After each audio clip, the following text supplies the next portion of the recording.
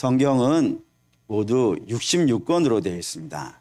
66권을 외우시는 방법은 구약이 39권이고 신약이 27권인데 그냥 주일학교 학생들이 이렇게 외우라고 합니다. 3, 9, 27, 66이라고요. 마치 처음 들어보는 것처럼 그런 표정을 지시는데 그렇게 외웁니다. 다 3, 9, 27 해가 66권인데 이 모든 66권의 성경은 하나님의 감동으로 된 것입니다. 감동으로 되었다는 것은 그 성경이 사람의 손에 의해서 조작되어진 것이 아니고 하나님께서 성도들에게 꼭 알려주고 싶은 내용들이 들어있기 때문에 그렇게 이야기를 합니다. 그러면은 각 책마다 꼭 이야기하고 싶은 것들이 있더라 이겁니다. 그 중에 창세기는 그럼 무슨 얘기를 하고 싶어 할까요?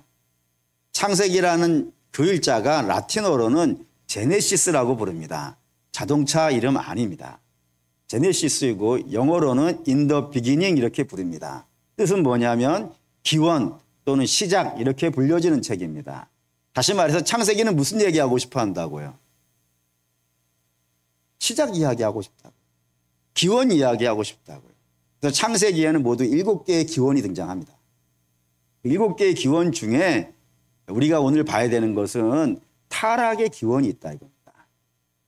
어떻게 죄가 들어왔고 어떻게 타락이 시작되어졌는지 그 기원과 시작을 설명하는 책이 창세기가 되어진다 이겁니다. 그러면 성경이 말하는 죄와 타락의 모습은 어떤 것인가? 기원은 무엇인가? 물으면 두 가지를 이야기합니다. 그중에 첫 번째가 여러분이 잘 알고 있는 겁니다. 사람이 뭐처럼 되고 싶어 했다고요? 하나님처럼 되고 싶어 했다고. 교만이라 그런다 이겁니다. 이건 오늘 주제는 아닙니다. 오늘 주제는 두 번째입니다. 두 번째, 창세기가 알려주는 사람의 타락과 죄의 기원에 이러고 있어요. 하나님의 아들들이 세상의 딸들을 사랑하여서 자기 마음대로 결혼하였다. 이걸 좀 어려운 말로 말하면 세속화라고 이렇게 부른다 이겁니다. 뭔 말이냐면은 하나님의 아들들과 세상의 딸들, 다시 하나님의 아들들은 누구겠어요? 성도. 세상의 딸들은 누구겠어요? 불신자. 이 둘은 다릅니다. 존재가 다릅니다. 다르니까 연합이 불가합니다. 그래서 아예 성경은 우리에게 이런 거 알려주죠. 로마서 12장 2절 읽겠습니다. 너희는 이 세대를 본받지 말고 오직 마음을 새롭게 함으로 변화를 받아 하나님의 선하시고 기뻐하시고 온전하신 뜻이 무엇인지 분별하도록 하라. 너희는 이 세대를 닮으면 안 돼. 왜? 너희는 성도니까. 너희는 십자가로 구원받은 자니까 너희는 이 세상을 닮으면 안 돼. 라는 것이 성경의 기준이라고요. 그런데 창세기가 우리에게 알려주고 있는 죄와 타락의 기원에는 하나님의 아들들, 그 성도들이 뭐 해야 됐다고요? 세상을 닮아가더라 이거. 세상하고 비슷해지더라고요. 그의 생각과 행동이 세상하고 비슷해져 가는 것. 그거를 성경은 세속화라고 그런다 이겁니다. 그래서 닮으려면 누가 닮아야 돼요, 여러분? 세상의 성도의 모습을 보면서 야, 예수 믿는 사람들 멋있네. 이렇게 돼서 나도 예수 믿는 사람처럼 살아봐야지. 뭐 그렇게 닮아져 가야 되는데 예수 믿는 사람들이 예수 안 믿는 사람들을 바라보면서 아이고 나도 저렇게 살아봤으면 믿음이 뭐 대단한가. 이렇게 되어져 가는 것. 세속화라 이겁니다. 그걸 성경은 타락이라 그런다 이거예요. 그런데 오늘 좀 더 세밀하게 좁혀가지고 세상하고 우리하고 달라야 되는 부분 중에 하나가 이게 있어요. 예수 믿고 예수 안 믿는 것. 그게 기준이 뭐에 의해서 달라지냐 이거예요. 그러니까 뭐를 예수 믿는다. 또 뭐를 예수 안 믿는다. 이렇게 부르냐 이겁니다. 이게 세상과 성경이 다루는 기준이 달라서 그래요. 그럼 일반적으로 세상은 예수 믿는 사람과 안 믿는 사람을 무엇을 기준으로 예수 믿는다 또는 예수 안 믿는다라고 나누나요? 교회 가는 겁니다. 예배에 참여하는 겁니다. 이 말 틀릴까요? 맞을까요? 틀리진 않습니다. 당연히 예수 믿는 사람들은 교회를 가겠어요? 안 가겠어요? 가죠. 예배에 참여하겠어요? 안 하겠어요? 하죠. 당연한 거예요. 근데 그게 당연한 것이 너무 부족한 답이라 이겁니다. 좀 더 구체적인 예를 든다면 이렇게 예를 들면 이해가 될 것 같아요. 여러분이 몸이 아파요. 몸이 아프시니까 어딜 가야겠어요? 병원을 가죠. 그래서 병원에 들어갔다가 나오면 병원 갔다 온 겁니까? 난 병원에 문에 들어갔다 왔어. 아니죠. 병원을 갔다는 건 무슨 뜻이겠어요? 의사를 만난 것 아니겠어요? 그리고 처방을 들은 거 아니겠어요? 약을 받아와서 건강해지는 모든 과정이 다 뭐에 들어가는 거예요? 병원에 갔다 온 건 아니겠어요? 여러분, 예수 믿는 것도 마찬가지라 이겁니다. 예수를 믿는다는 것은 당연히 교회를 와야죠. 당연히 예배에 참여해야죠. 근데 교회를 오고 예배에 참여했다가 가는 게 예수 믿는 게 아니라 교회를 오고 예배를 드림으로 말미암아 누구를 만나야 되는 거예요. 예수님을 만나야지. 의사를 만나야 되는 것처럼 예수를 만나고 예수님의 은혜를 입고 그래서 그의 삶이 어떻게 돼야 되겠어요? 변화돼야 되는 거예요. 거기까지가 교회를 가는 거란 말이에요. 정리하자면 이렇게 되어져요. 예수 믿는 것, 그것을 세상에서는 뭐라 하냐면은 예배에 참여하는 것, 참여가 기준인 반면에 성경은 변화가 기준이라고요. 다르다 이거예요. 참여했느냐, 변화됐느냐, 이 기준이 다른 기준을 가지고 있는 거라 이겁니다. 그런데 어느 순간부터 예수 믿는 사람들조차 신앙생활을 뭘로 한정해 버렸다고요? 교회 갔다 왔다고. 끝. 네. 거기서 누구를 만나느냐? 이건 중요한 문제가 아닌 거예요. 난 교회 갔다 왔어. 어떤 역사가 있었는지, 어떤 변화가 있었는지 그런 건 중요한 문제가 아닌 거예요. 난 교회 갔다 왔어. 라고 하는 것으로 퉁쳐버리는 것, 그게 세상을 닮아져 가는 거라고. 당연히 성경의 기준은 뭐니까요? 변화니까. 갔다 온 것, 참여한 것은 세상의 기준이니까. 그렇게 되어져 버렸다 이겁니다. 이것은 제가 여러분들에게 뭔가를 설교하기 위해서 일부러 지어낸 말이 아니라 성경에 아예 이걸 대놓고 쓴단 말입니다. 보시죠. 레위기 11장 45절 읽습니다. 나는 너희의 하나님이 되려고 너희를 애굽 땅에서 인도하여 낸 여호와라. 내가 거룩하니 너희도 거룩하라고. 내가 너희를 애굽에서 왜 불러냈냐?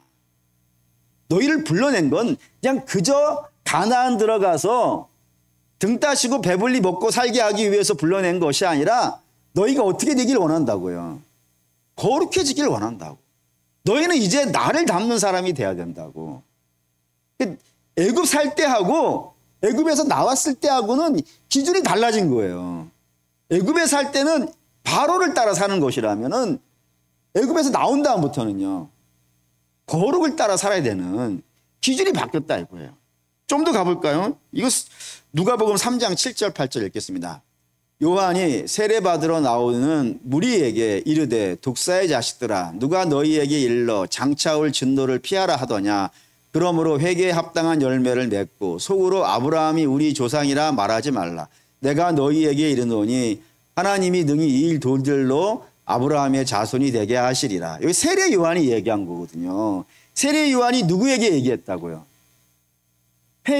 세례를 받으러 나오는 자들. 세례를 받으러 나오는 자들. 그 참여하려고, 세례에 참여하려고 나오는 자들에게 너희 이거 참여하는 걸로 끝나면 안 돼. 세례 받고 가는 게 중요한 게 아니고 너희의 삶에는 세례 받음으로 말미암아 어떤 일이 벌어져야 된다고요? 회개에 합당한 열매가 열려야 돼. 회개에 참여한 걸로 끝내면 안 돼. 부탁하는데 세례했다는 거에 참여한 걸로 끝내지 말고 세례를 받았으면 회개에 합당한 열매를 맺어야 돼 라고 이야기하고 있단 말입니다. 바울도 보시죠. 로마서 6장 21절 22절 읽겠습니다. 너희가 그때에 무슨 열매를 얻었느냐. 이제는 너희가 그 일을 부끄러워하나니 이는 그 마지막이 사망임이라. 그러나 이제는 너희가 죄로부터 해방되고 하나님께 종이 되어 거룩함에 이르는 열매를 맺었으니 그 마지막은 영생이니라. 여기에 제일 중요한 단어는 뭐겠어요, 여러분? 언제나 여러분에게 말씀드리지만 성경을 읽을 때 제일 중요한 단어는 뭐부터 찾으라고요? 반복되는 단어를 찾으라고. 여기서 반복되는 단어가 뭐예요, 여러분? 이제는이라고. 뭘 찾으시는데 웃으시는 거예요? 이제는 이전과 이전은 다른 거예요. 이제는 뭐예요, 여러분? 내 예수 믿었다 이거예요. 예수 믿기 전에는 너희가 어떤 열매를 맺었는데 그 열매를 지금은 부끄러워한다 이거예요. 그게 예수 믿기 전에 맺었던 것들이 뭐 도둑질한 게 아니잖아요, 여러분. 남을 폭행한 게 아니잖아요. 그때도 법이라는 게 있었고 그때도 윤리라는 게 있다고요. 그런데 그 정도는 우리는 부끄러운 거예요. 왜냐면 우리는 이제는 구원받은 자니까 우리에게는 어떤 열매가 맺어져야 되는데 거룩함에 이르는 열매. 곧 말해서 예수 그리스도가 목표란 말이에요.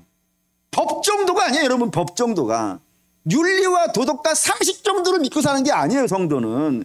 거룩을 따라가는 자들이라고요. 그런 열매들이 이제 너희는 있어야 된다라는 거예요. 우리 좀 더 가보죠. 누가복음 6장 44절 읽겠습니다. 나무는 각각 그 열매로 아나니 가시나무에서 무화과를 또는 찔레에서 포도를 따지 못하느니라. 우리 주께서 말씀하신 거예요. 나무는 뭘로 안다고요? 열매로 안다고요. 이 얘기 주께서 누구에게 하신 걸까요, 여러분? 유대인에게 한 거예요. 유대인이라는 사람들은 참 뭐라 해야 될까? 이 사람들을 불신자라고 해야 될까? 아니면 성도라고 해야 될까? 매우 헷갈리는 사람들이에요. 왜냐하면 저들은 여호와를 섬긴다고 하거든요. 성전에서 제사를 드리거든요. 우리가 갖고 있는 성경을, 구약 성경을 유대인이 가지고 있는 거란 말이에요. 그 사람은 안 믿는다 해야 되나? 믿는다고 해야 되나? 매우 애매한 사람들이라고요. 그런데 그들에게 주께서 말씀하시기를 너희가 지금 하고 있는 신앙의 형태를 내가 받아들일 수 없다 이거예요. 인정해 줄 수가 없다고. 너희가 성전에 와서 제사를 지내긴 하지만 그 성전에서 와서 드리는 제사를 내가 너희에게 인정할 수가 없다고. 왜? 너희에게는 열매가 없다 이거. 내가 기뻐하는 열매가 없다.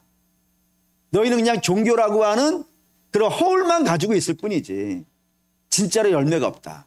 너희가 열매를 맺으려면 어떻게 해야 되겠어요? 나를 믿어야지. 내 안에 거하지 아니하면 너희가 아무것도 열매를 맺지 못한다 하였으니 너희는 나를 믿고 나를 믿음으로 말미암아 이제는 뭐가 나와야 되는 거야? 열매가 있어야 된다 이거예요. 그런 식으로 주께서 설명한다 이겁니다. 오늘 본문도 마찬가지예요. 우리 로마서 12장 시작부터 이런 얘기했죠. 너희는 그러므로 형제들아 했던 그 형제들이 누구라고요? 예수 믿는 사람들이라고요.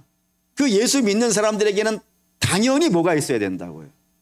변화, 열매, 변화가 있어야 된다고. 그 변화가 무엇이냐면 생각이 달라지고 그리고 행동이 달라지는, 예수 믿기 전에 가졌던 생각이 달라지고 예수 믿기 전에 가졌던 행동이 달라지는 그 생각과 행동의 변화가 나타나야 되는데 그 생각과 행동의 변화를 한 단어로 설명한 것이 뭐였냐면 거룩한 산 제물이라 했다 이거예요. 그리고 그 거룩한 산 제물의 삶의 첫 번째 이야기를 어디서 시작했냐면 교회 생활로 시작한 거예요. 왜 교회 생활로 시작하냐면 여기서가 제일 쉬워요, 여러분. 그렇잖아요. 여기서는 같이 막 기도하고 하는 게 쉽죠. 여기서는 같이 막 찬양하고 그런 게 쉽잖아요. 여기서는 막 서로 섬기고 웃어주고 이해해주고 품어주고 하는 게 그래도 쉽잖아요. 쉽죠? 세상에 나가서 하는 것보다는 세상에서 밖에 나가서 밥 먹을 때 기도하려면 쭈뼛쭈뼛 거리시잖아요, 다들. 여기서는요, 쉽잖아요. 밖에 나가서는 성경 보려고 하면 눈치 보이잖아요. 다 알아요.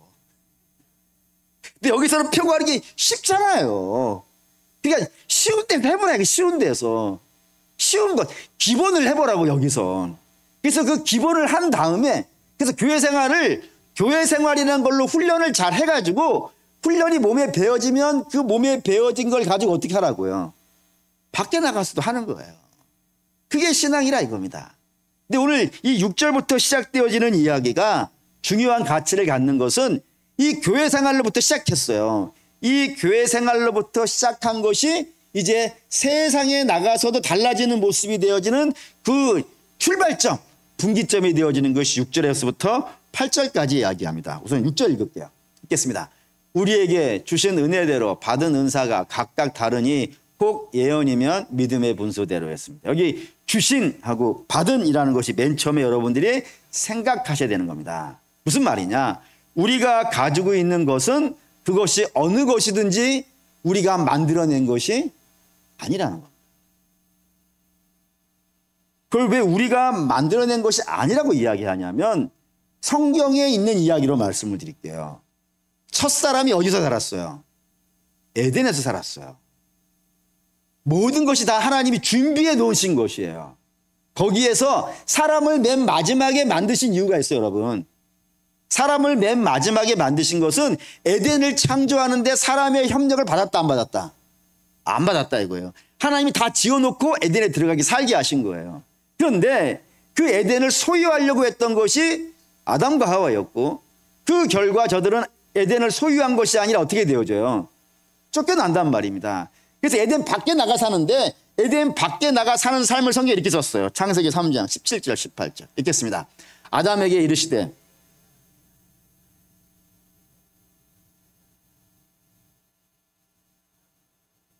저주를 받고 너는 내 평생에 수고하여야 그 소산을 먹으리라. 땅이 내게 가시덤불과 엉겅퀴를 낼 것이라. 내가 먹는 것은 밭의 채소인적이었습니다. 에덴 나가서 사는데 에덴 나가서 사는 삶을 뭐라 하냐면 땀 흘리고 수고해야 된다고. 그런데 땀 흘리고 수고해서 얻을 수 있는 게 뭐라고요?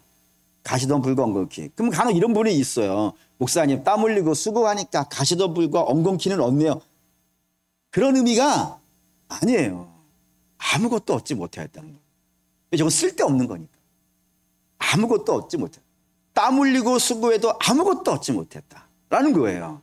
그런데 여러분, 그러면 저 말씀에 의지한다면은 우리는 이 땅에 나가서 열심히 살아서 얻을 수 있는 것이 없어야 돼요. 근데 우리에게 있죠. 있잖아요. 그게 어떻게 생긴 거냐는 거예요. 하나님이 주셨다 이거. 우리가 받았다 이거. 하나님이 주시지 않으면 받을 수 없다고요. 아예 주께서 이런 말씀하셨잖아요. 그냥 한 해 농사가 너무 잘 돼가지고 막 풍년을 입었던 사람이 앉아가지고 아 창고 하나를 더 지어야겠다. 그 정도로 풍년이 되었으니까 라고 하니까 주께서 오늘 밤에 내 생명을 거두면 그게 다 누구 것이 되겠느냐. 하나님이 주시지 않고 받을 수가 있겠냐. 여러분 우리가 생명을 갖고 있다는 것이 하나님의 은혜이고요. 그리고 우리가 가족이 함께 살고 있다는 것도 은혜이고요. 그리고 수입을 얻을 수 있는 것도 은혜 아니겠어요. 아침에 일어나지 않으면 직장을 어떻게 나가요, 여러분. 그러니까 모든 것이 다 하나님께서 우리에게 값없이 베풀어 주신 은혜로 말미암아 주셔서 받았다 이겁니다. 그렇기 때문에 은혜로 받았다는 사실을 믿는 성도에게는 반드시 나와야 되는 게 있다 이거예요. 뭐가 나와야겠어요? 내가 이걸 모든 걸 은혜로 받았어요. 내 노력과 내 실력으로 받았다면 자랑이 나와야겠죠. 내가 한 거니까. 그런데 내게 있는 모든 것들이 하나님이 은혜로 주신 것이고 나는 감격으로 받은 것이라면 우리가 주신 것에 대한 반응은 뭐가 나와야 돼요? 감사지. 감사가 나오는 거예요. 그게 분수에 맞는 행동이에요. 그러니까 성도는 이 모든 게 하나님의 은혜라고 여기면은 그 분수에 맞는 삶은 항상 어떻게 산다고요? 감사하고 살아가는 거라 이겁니다. 그게 교회 직분도 마찬가지라고요. 여기 예언이 등장했는데 예언은 대표적인 교회의 직분이에요. 쉽게 얘기하죠. 뭐 목사가 됐다. 예언이라는 게 설교한다는 것이니까 목사라는 직분을 받았어요. 근데 그 목사라는 직분을 그 사람이 실력이 있고 능력이 있어서 받은 건 아니라 이겁니다. 보시죠. 고린도전서 1장 26절 읽겠습니다.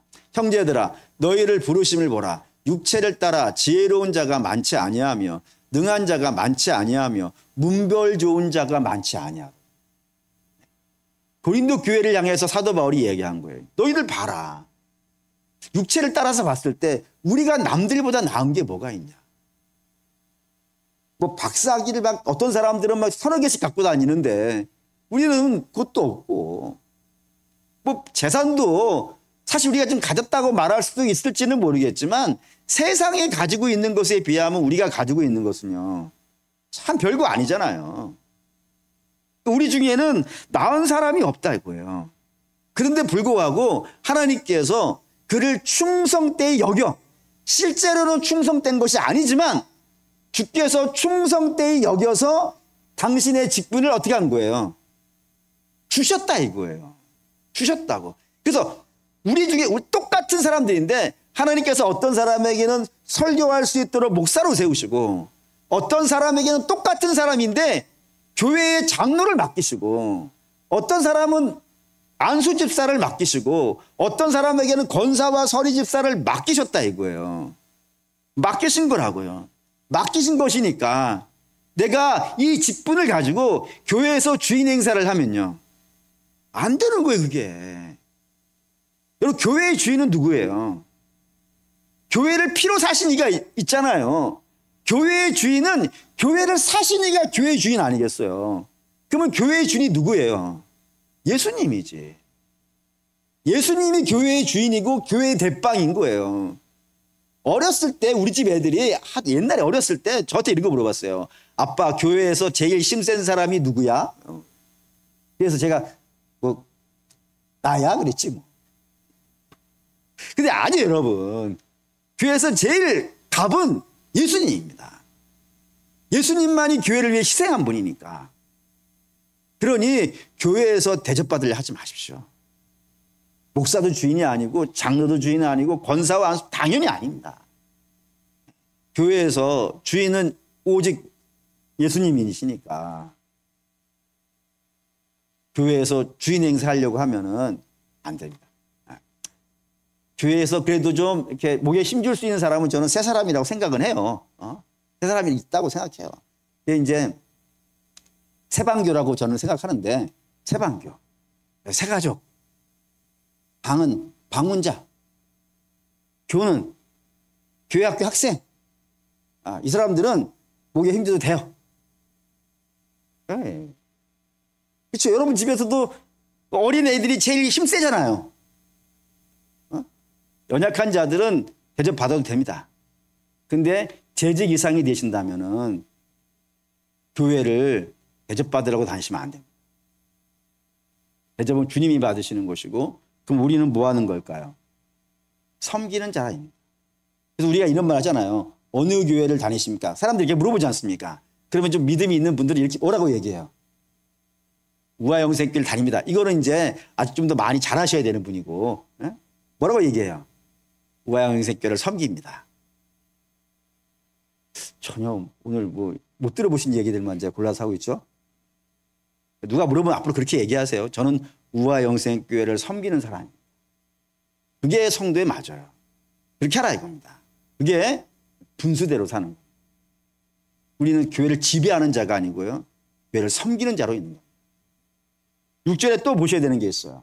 6절에 보시면 각각 다르다라고 되어 있다는 거 주목하셔야 된다 이겁니다. 그걸 다른 표현으로 말하면 다양한 거예요. 그러니까 은사가 어떻다고요? 다양하게 있다 이겁니다. 뭐 어떠한 성도에게는 노래를 잘하는 은사가 있고요, 어떤 사람에게는 잘 가르치는 은사가 있어요, 어떤 사람에게는 이렇게 잘 대접하는 은사가 있어요. 그걸 하나님께서 다양하게 주셨다고요. 다양하게 주셨기 때문에 주신 이가 하나님이시니까, 하나님이 다양하게 주셨으니까 이 은사를 서로 비교하면 되겠어요, 안 되겠어요? 안 돼요. 이건 내가 받고 싶어 받은 게 아니라 하나님께서 다양하게 나누어 주신 거라고요. 그럼 왜 다양하게 나누어 주셨을까요, 여러분? 이유는 간단해요. 하나님에게 있어서 가장 중요한 건 뭘까요, 여러분? 하나님에게 가장 중요한 건 교회입니다. 교회, 좀 더 쉽게 얘기하죠. 성도는, 우리가 이런 말 하잖아요. 한 사람은 뭐보다 귀하다고요? 천하보다 귀하다 그러죠. 한 사람이 그래요. 근데 그 천하보다 귀한 성도들이 모여있는 게 교회예요. 그러면 그게 얼마나 귀하겠어요? 특별히 주께서 피로 사신 교회예요. 하나님에게 있어서 가장 중요한 건 주의 신부대에 있는 교회예요. 근데 이 교회를 하나님이 영광스럽게 하고 싶으신 거예요. 복되게 하고 싶으신 거예요. 그래서 다양한 은사를 주시는 거예요. 그거 갖고 뭐 하라고요? 교회를 섬기라고. 마치 모든 사람의, 우리 몸에 있는 모든 기관이 다 팔일 수 없잖아요. 모든 기관이 다 눈일 수 없고요. 모든 기관이 다 입일 수 없잖아요. 이게 다양하게 있어야 우리가 눈으로 보고 입으로 말하고 손으로 잡고 발로 갈 수 있는 것 아니겠어요. 그것처럼 하나님께서는 당신의 교회를 영광스럽게 하시고자 우리에게 다양한 은사를 주셔가지고 뭐하게 하시려고 한다고요. 7절 보시죠. 읽겠습니다. 혹 섬기는 일이면 섬기는 일로, 혹 가르치는 자면 가르치는 일로, 섬기는 일을 시키려 한다. 섬기는 일을요. 서로 사랑하는 믿음의 성도 여러분, 바라고 원하는데 우리가 가지고 있는 은사를 가지고 그게 어쩌면은 좀 큰 은사처럼 보이는 것이 있을 수도 있고, 어떤 경우에는 정말 이거 갖고 주님의 교회가 영광 받으실 수 있을까 생각할 만큼 어쩌면 연약해 보이는, 남들이 볼 때 그런 것이 있을 수도 있어요. 하지만 하나님께서 이게 필요하셔서 보내신 거란 말이에요. 그러면 그걸 갖고 자기의 자리에서 충성을 다하는 것, 그게 섬기는 겁니다. 그 일을 이루시려고 그 각자의 위치에서, 목사는 목사의 위치에서, 장로는 장로의 위치에서, 안수 집사와 권사와 서리 집사와 모든 성도들이 각자의 위치에서 자기에 맡겨진 직분을 가지고 충성을 다하고 있을 때 그것이 섬기는 것이고요. 그런 섬김을 감당하고 있는 것을 성경은 뭐라 한다고요? 분수에 맡겨서 한다. 분수에 맡다라고 이야기한다 이겁니다. 바로 우리에게는 그런 섬김의 역사가 충만하시기를 바랍니다. 여기까지가 교회에 속해져 있는 은사들이에요. 그런데 이제 여기부터 가르치는 것부터 교회를 벗어나기 시작합니다. 가르치는 자는 가르치는 일로라고 되어져 있는데 이 말이 중요해요. 여기서 가르친다는 거는 꼭 교회에서 누구를만 가르치는 것이 아니라 여러분 각자가 다 어딘가에서는 가르치잖아요. 집에서 자녀를 가르치고, 밖에 나가서는 뭐 사장님이시면 직원들을 가르치시고, 학교 선생님은 학생들을 가르치고, 사람은 다 어딘가에서 누군가를 가르치게 되어져 있어요. 근데 가르칠 때에 교회에서 가르치든 교회 밖에서 가르치든 모든 가르침을 가질 때 중요한 원칙이 하나가 있다 이겁니다. 그 중요한 원칙은 가르치는 것이 이익의 중심이 되면 안 되는 거예요. 내가 누군가를 가르쳤어. 그래서 가르쳤더니 내가 많이 버네. 이것이 목적이 되어져 가지고 누굴 가르치는 것은 성경적인 가르침이 아닌 겁니다. 왜죠? 예수님이니까.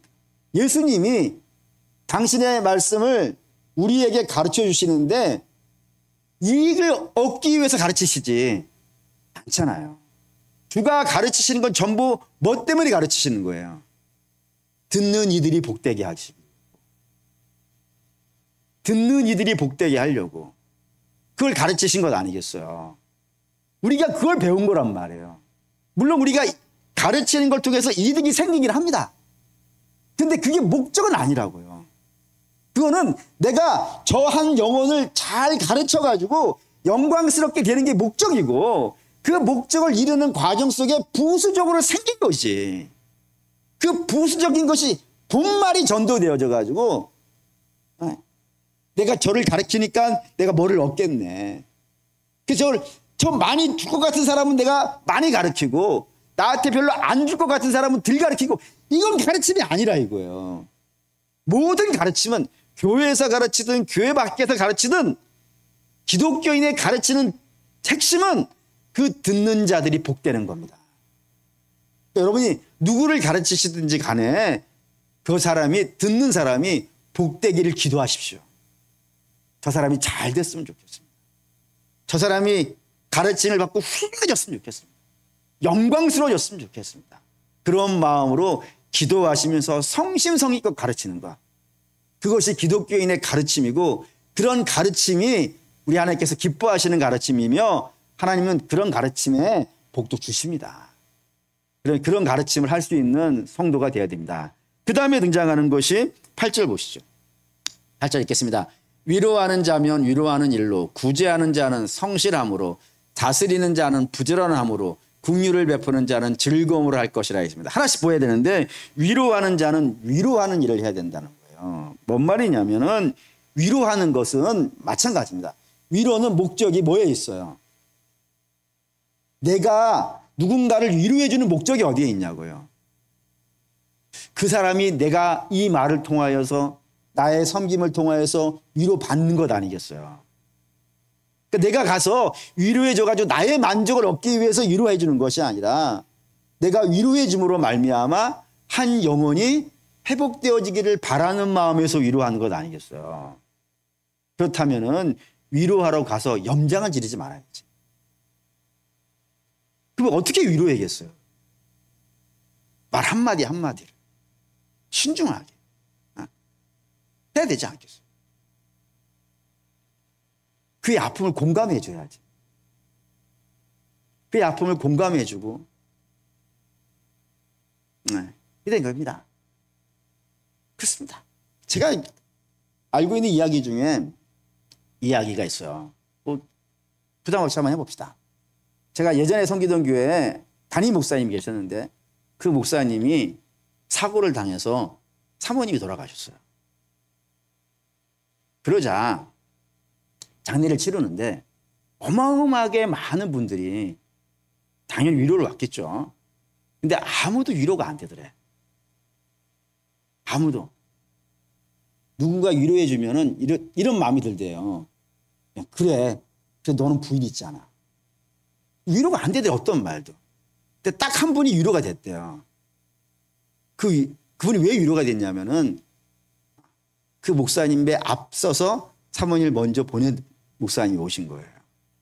그분이 와서 말하기를 애쓴다. 한마디가 그렇게 위로가 되더라는 거예요. 위로는 어디서 나오는지 아시겠죠? 공감에서 나는 공감에서. 한 사람의 아픔이 공감되어질 때 그게 위로가 되는 거예요. 그러니까 그렇게 해야지. 내가 위로를 한답시고 마치 나는 위에 있고 너를 이렇게 아래에 내려보는 듯한 마음으로 위로를 하는 것은 위로가 되지가 않는 겁니다. 위로하는 일은 정말로 위로하는 마음으로 해라 라는 것이고요. 그 다음에 구제하는 것이 등장했는데 구제는 성실함으로 하라고 했습니다. 이 말이 굉장히 중요한데 왜냐하면 구제는 자칫 잘못하면 오해를 살 수 있는 확률이 굉장히 높습니다. 어떻게 오해가 되냐면은 구제는 남을 도와주는 것 아니겠어요. 도와준 게 오해가 된다 이거예요. 그걸 성경이 썼어요, 아예. 어디 썼냐면 사도행전 6장에 가면은 그 히브리파 과부를 도와주느냐 헬라파 과부를 도와주냐 이 문제 갖고 교회가 첫 번째로 싸웠다고 되어 있어요. 근데 이게 제가 굉장히 많이 생각한 건 뭐냐면은 이 히브리파 과부를 도와주고 헬라파 과부를 안 도와줬다라고 생각하는 그 교회가 누가 리더였냐면 베드로였다 이거예요. 요한이었고 야고보였다고요. 주께서 항상 데리고 다녔던 그 삼총사가 그 교회의 핵심 리더였단 말이에요. 그럼 그 대단한 사도들이 구제를 하는데도 불구하고 오해가 생기는 거예요. 그렇다면은 우리가 구제하는 일에게도 오해가 생기겠습니까? 안 생기겠습니까? 생긴다. 안 생길 수가 없어요. 왜 나는 안 도와줘? 이렇게 된단 말이에요. 돈이 왔다 갔다 하기 때문에 오해가 될 일이 반드시 생겨요.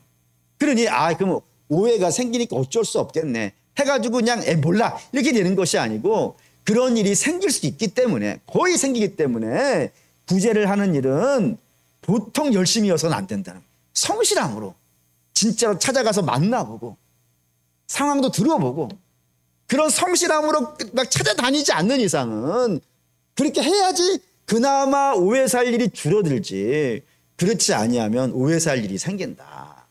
그러니 구제하려고 하느냐 누군가를 구제하려고 하느냐 정말 열심히 다녀다니면서 확인하고 그리고 똑같은 이유로 나누어주고 불쌍하니까 주는 거니까 그렇게 주는 마음을 가져야지 그렇지 않고 적당히 하려고 하면 반드시 문제된다는 것이 구제에 대한 이야기고요. 그 다음에 다스리는 이야기가 등장했어요. 다스리는 것을 부지런함으로 하라고 되어 있습니다. 이 말도 굉장히 중요해요.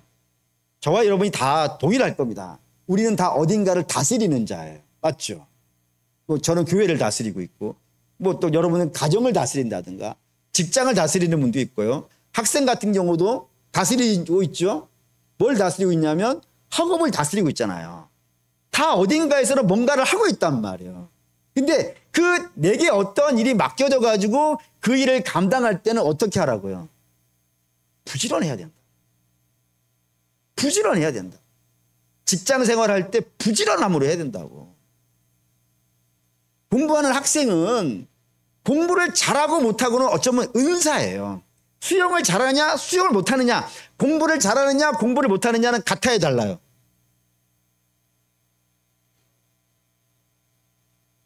같아요 여러분. 제가 해보니까 어떤 애들은 그냥 한 번만 딱 봐도 10가지를 아는 애들이 있어요. 근데 어떤 애들은 10가지를 가르쳐주면 9가지를 잊어버리고 한 가지를 놓고 오는 애들도 있어요. 하나도 모르지. 네. 공부를 할 때면 은사예요. 그런데 부지런함은 은사가 아니에요. 그러니까 학교는 학생들 어떻게 가야 돼요? 열심히 가야 돼. 네? 수업은 열심히 들어야 돼. 안 졸기 위해서 눈을 찔러야 돼. 설교도 어떻게 들어야 돼요? 안 졸아야 해. 눈을 찌르고 봐야 들어야 돼. 그렇잖아요. 깨닫는 거야 여러분들이 능력이 안 돼서 뭐 깨달을 수 있을지를 모르겠지만 듣는 거는 뜻을 수 있잖아요. 네. 그러니까 뭐든지 부지런함으로 해야 돼. 부지런함으로. 그러니까 성도에게는 이 부지런함이라는 것은 여러분 기본이에요. 기본이에요. 왜? 하나님이 그런 분이니까. 졸지도 아니하시고 주무시지도 아니하고 우리를 지키시고 얼마나 열심을 내는지 우리를 구원하시기 위해서 아들을 내놓는 분은 아니겠어요. 그거를 배우는 사람들 아니에요. 성도는. 그러니까 자기 인생에 대해서만큼은 부지런하셔야 돼요. 예배 드리는 거에 대해서 부지런하셔야 되고요. 성경 읽는 거에 대해서 목사님 저는 읽고 돌아서면 잊어버려요. 괜찮아요. 부지런하게 읽으라니까요. 네, 그렇죠? 네. 헌금서 한번 생각해 보세요. 저 헌금서 시작할 때 많은 분들이 얘기했어요. 뭘 랩하냐고. 못 따라 부르겠다고. 2달 되니까 따라 부를 수 있겠죠? 예.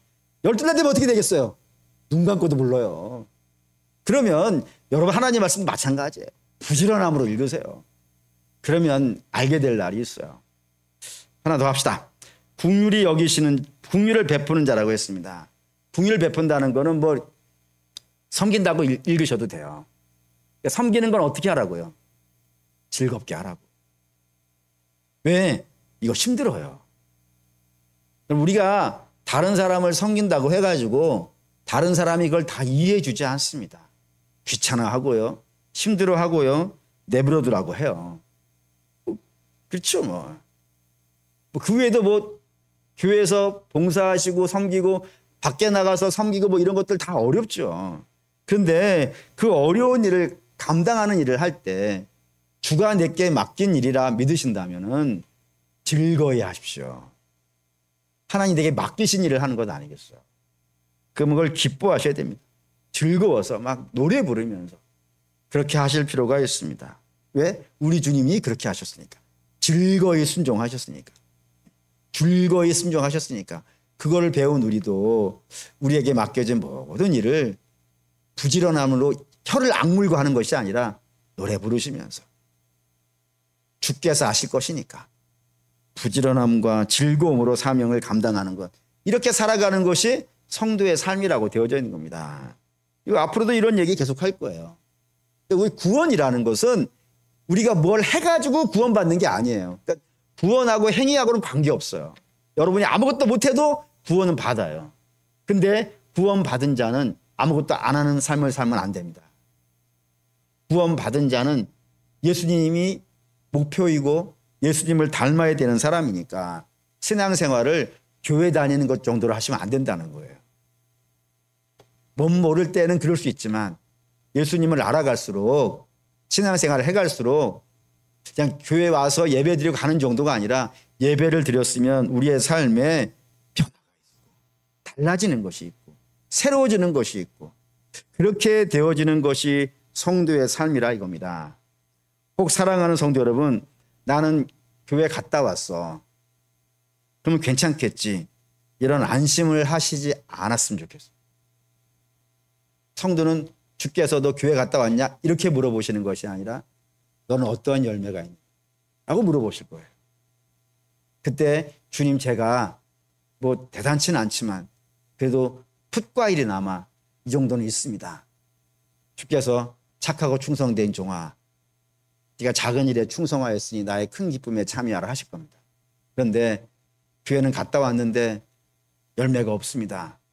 그러면 정말 갔다 왔냐 물으실 겁니다. 그럼 안 될 것도 아니겠어요. 그래서 뭐 당연히 저는 좋은 선생님은 시험 과목 나오는 걸 얘기하겠죠. 시험 과목에 1 더하기 1이 2라 이렇게 나오는 문제가 있다고 칩시다. 그런데 이 이야기는 안 하고 딴 얘기만 하고 갔다면요. 여러분이 나중에 시험 볼 때 아저씨 우리 목사님은 사기꾼이야. 중요한 거 안 알려줬어. 이렇게 될 거 아니겠어요. 저는 그 얘기를 안 들으랍니다. 안 듣기 위해서 분명히 시험 과목 말씀드렸어요. 주께서 뭐 찾으신다고요? 열매 찾으신다고. 그럼 여러분들은 열매를 확인하시고 점검하십시오.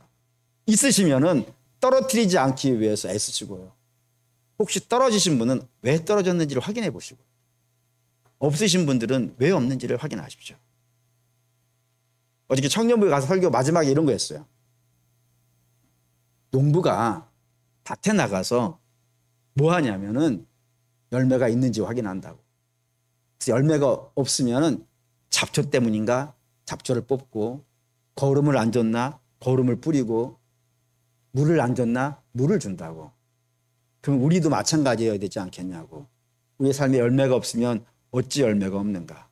회개해야 될 것이 있으면 회개하고 은혜 받아야 될 것이 있으면 은혜 받고 그렇게 해서 우리의 삶에 반드시 열매가 있어야 된다고 했습니다. 여러분들에게도 마찬가지입니다. 잘 찾아보시고 확인하셔서 있으시면 지키시고 없으시면 왜 없는지 고치실 것이 있으면 고치시고 새롭게 하실 것이 있으면 새롭게 하십시오. 분명히 하나님께서 아름답고 충만한 열매 주실 것이고 그 열매가 저와 여러분과 여러분의 가족과 이 땅을 복되게 할 줄 믿습니다. 그런 역사에 있는 저와 여러분 되시기를 주의 이름으로 축원합니다.